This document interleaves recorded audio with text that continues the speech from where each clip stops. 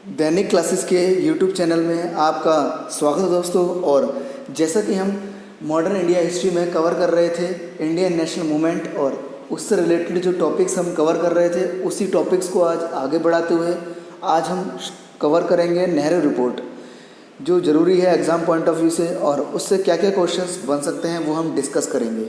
और पहले हम इसका कॉन्सेप्ट समझेंगे कि आखिरकार नेहरू रिपोर्ट क्या थी और क्यों आई थी, और उसके बाद इसके क्वेश्चंस डिस्कस करेंगे कि प्रीवियस ईयर्स में क्या क्वेश्चंस पूछे गए हैं। तो जैसा कि हमने लास्ट काफ़ी वीडियोस हमने कवर कर ली हैं मॉडर्न इंडिया की, जो कॉन्सेप्ट से संबंधित है, जो इम्पॉर्टेंट टॉपिक्स हैं। तो आप अगर देखना चाहें तो दैनिक क्लासेस के प्लेलिस्ट पर जाकर उसे आप आसानी से देख सकते हैं। अगर आप मेरे बारे में जानना चाहें तो दैनिक क्लासेस के अवार्ड सेक्शन में जाकर आप मेरे बारे में जान सकते हैं। तो चलते हैं दोस्तों आज के टॉपिक पर, जो है नेहरू रिपोर्ट। तो दोस्तों जैसे आपको बताया, नेहरू रिपोर्ट पर चर्चा करेंगे और नेहरू रिपोर्ट को समझ लेते हैं कि ऐसा हुआ क्या था कि नेहरू रिपोर्ट आई। तो पहले मैं आपको कॉन्सेप्ट समझाने की कोशिश करूँगा, पहले इसकी भूमिका समझते हैं, फिर एंड में डिस्कस करेंगे क्वेश्चंस को। तो जैसा कि हुआ क्या था कि अगर बात करें 1928 में पेश की गई थी नेहरू रिपोर्ट, तो आखिरकार हुआ क्या था कि उस वक्त भारत का जो राज्य सचिव या सेक्रेटरी ऑफ स्टेट जो हुआ करता था वो हुआ करता था लॉर्ड बर्कनहेड। तो लॉर्ड बर्कनहेड के द्वारा मोतीलाल नेहरू को, या एक तरीके से बोल सकते हैं हम सभी भारतीयों को, एक चुनौती पेश की गई थी कि आप एक ऐसे संविधान का निर्माण कीजिए जो सर्वमान्य हो और सभी राजनीतिक दलों को मान्य हो, या वो सभी राजनीतिक दल उस बात को माने या उस मसौदे को माने। हुआ क्या था कि जैसा कि हम जानते हैं कि जब साइमन कमीशन आ गया था, साइमन कमीशन के बाद से ही भारतीयों के द्वारा या कांग्रेस के द्वारा कहा जा रहा था कि हमें स्वराज दीजिए, स्वराज दीजिए या सेल्फ रूल दीजिए। और सेल्फ रूल हमें बताइए क्या होता है। स्वराज माने सेल्फ रूल, यानी खुद का शासन चलाना।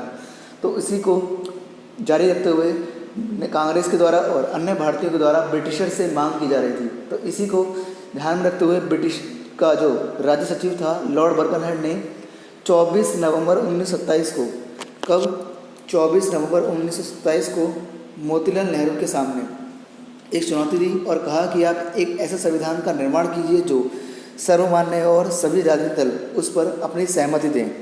क्योंकि जैसे हम शुरू से ही चाह रहे थे कि भारत की शासन व्यवस्था जो है हम भारतीयों के हाथों से चलाई जाए, और लॉर्ड बर्कनहेड ने ऐसे कहा कि हमें इसमें कोई आपत्ति नहीं है कि आप अपना शासन चला सकते हैं, लेकिन उससे पहले आप एक ऐसा मसौदा तैयार कीजिए जो सटीक हो, सही हो और सर्वमान्य हो, या सभी के द्वारा वो माना जाए। इस चुनौती को मोतीलाल नेहरू ने स्वीकार किया और मोतीलाल नेहरू की अध्यक्षता में ही एक समिति का गठन किया गया जो 1928 में गठित की गई, जिसे बोला गया नेहरू समिति या नेहरू कमेटी। इसमें दोस्तों 9 सदस्य थे और 9 सदस्य के साथ इसमें मोतीलाल नेहरू अलग थे, यानी 9 सदस्य ये थे प्लस मोतीलाल नेहरू इसमें अलग से थे। तो इस तरह से नेहरू समिति में या नेहरू कमेटी में 9 प्लस मोतीलाल नेहरू भी इसके सदस्य थे।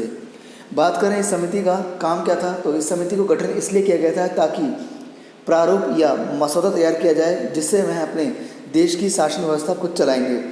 और इसी को अगर बात करें तो मोतीलाल नेहरू ने इसे खुद अपने हाथों से इस मसौदे को तैयार किया था, और इस मसौदे को, इस रिपोर्ट को ही बाद में कहा गया क्या, नेहरू रिपोर्ट। इसी ही मसौदे को या ड्राफ्ट को कहा गया नेहरू रिपोर्ट। अगर बात करें प्रारूप को, तो इस प्रारूप को किस किस ने तैयार किया था, तो मोतीलाल नेहरू और तेज बहादुर सप्रू के द्वारा तैयार किया गया था। और इसमें क्या क्या बातें की गई थी, इसमें की गई थी कि हमारे राज्य व्यवस्था को चलाने के लिए जो प्रावधान है वो हमारे द्वारा लिखे जाएंगे, और जो मौलिक अधिकार हैं उनका भी प्रावधान हमारे इस प्रारूप में लिखा जाएगा। तो ये दोनों जो प्रारूप थे ये मोतीलाल नेहरू और तेज बहादुर सप्रू के द्वारा तैयार किए गए थे। तो इसी को दोस्तों बाद में कहा गया क्या, इसी को बाद में इस प्रारूप को जो तैयार किया था मोतीलाल नेहरू ने, इसी को कहा गया नेहरू रिपोर्ट। और इसी नेहरू रिपोर्ट को आज के समय में अगर पूछे आपसे क्वेश्चंस में कि किसे भारतीय संविधान का ब्लूप्रिंट कहा जाता है, तो नेहरू रिपोर्ट को ही भारतीय संविधान का ब्लूप्रिंट या ब्लूप्रिंट ऑफ इंडियन कॉन्स्टिट्यूशंस कहा जाता है। क्योंकि इसी में मोतीलाल नेहरू के द्वारा कई महत्वपूर्ण बिंदु या कई महत्वपूर्ण प्रस्ताव पेश किए गए थे, उसको मैं जिक्र करूंगा अभी। लेकिन हुआ क्या था कि 28 अगस्त 1928 को लखनऊ में एक सर्वदलीय बैठक हुई थी। लखनऊ में एक सर्वदलीय बैठक हुई थी जिसमें यह पेश किया गया था क्या प्रस्ताव, यह नेहरू रिपोर्ट का प्रस्ताव एक सर्वदलीय बैठक हुई 1928 में लखनऊ में, उसमें पेश किया गया। और उसके तहत इस प्रस्ताव में जो मुख्य बिंदु निर्धारित किए गए थे वो कौन कौन से हैं, उन पर ज़रा चर्चा कर लेते हैं एक बार।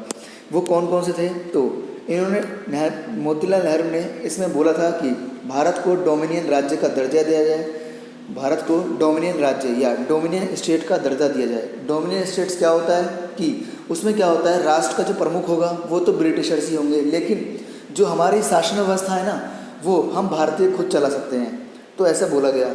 दूसरा बोला गया था कि मतदान का जो अधिकार है या वोटिंग का जो राइट है वो एडल्ट वोटिंग राइट होना चाहिए, यानी वयस्क मताधिकार होना चाहिए। और इसकी जो उम्र रखी थी वो रखी गई थी 21 वर्ष या 21 ईयर्स।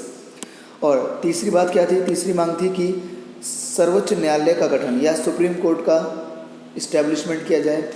और चौथी बात थी कि प्रांतों में द्वैध शासन नहीं होगा। द्वैध शासन होता है डायरकी यानी कि केंद्र को अलग टैक्स देना होगा और राज्य को अलग टैक्स देना होगा। हालांकि ये अभी भी चलता है। और इसको प्रांतों में द्वैध शासन कब शुरू किया गया था, तो प्रांतों में 1919 में जब माउंटेन्यू चैम्सफोर्ड रिफॉर्म सुधार अधिनियम आता है तो उस वक्त शुरू किया गया था 1919 में। हालांकि प्रांतों में द्वैध शासन 1935 में ख़त्म हो जाएगा। तो एक ये बात बोली गई थी। और फिफ्थ बात क्या बोली गई थी, पांचवी बात उन्होंने क्या बोली थी, पांचवी उन्होंने बोली थी कि भारतीयों को 19 मौलिक अधिकार प्रदान किए जाएं, कि भारतीयों को मौलिक अधिकार भी प्रदान किए जाएं। और बोला था, अगली बात बोली थी कि धर्म और जाति पर का पृथक्करण, यानी धर्म और जाति को इस राजनीति से अलग करा जाए, यानी राजनीति में धर्म और जाति को जोड़ा ना जाए। और दूसरी बात बोली थी कि भाषा के आधार पर राज्यों का गठन किया जाए, यानी राज्यों का जो गठन होगा वो भाषा के आधार पर किया जाए। ये सब चीज़ें नेहरू रिपोर्ट में मोतीलाल नेहरू के द्वारा लिखी गई थी।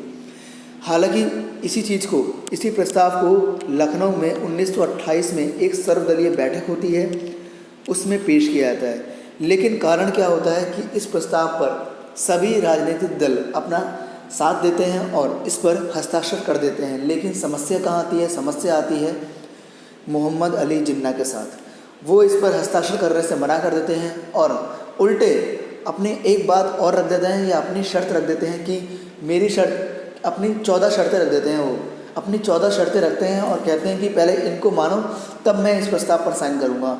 और इस कारण इस बैठक में कोई फैसला नहीं निकल पाता और ये जो नेहरू रिपोर्ट थी इस पर किसी की सहमति नहीं हो पाती।